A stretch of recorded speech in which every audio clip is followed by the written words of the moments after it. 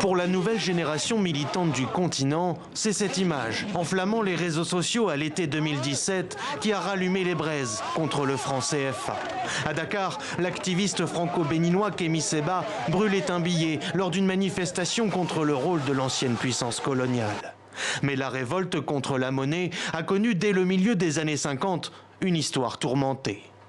Dans la foulée du père de l'indépendance togolaise, Sylvanus Olympio, qui meurt avant d'avoir pu mettre en place son plan, sortir de la zone franc et créer une monnaie nationale, en Guinée, le président Ahmed Sékou Touré promulgue en mars 1960 une réforme du régime monétaire.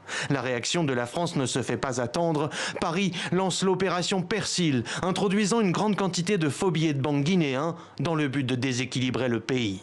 Au Mali, c'est un coup d'État en 1968 qui empêchera le président Modibo Keïta de sortir son pays de la zone franc.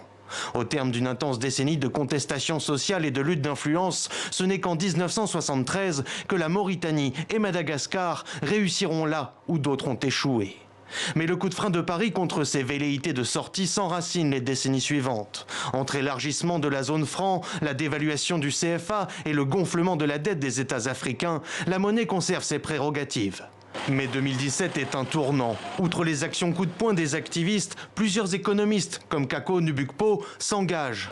La lutte contre le franc CFA trouve un regain de mobilisation et la société civile enchaîne les manifestations, comme ici au Sénégal ou encore au Burkina Faso.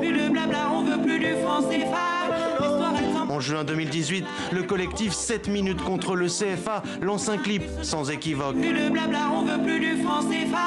Au vu des réactions ces dernières heures des militants, pas sûr que la réforme du franc CFA mette fin à 70 années de contestation.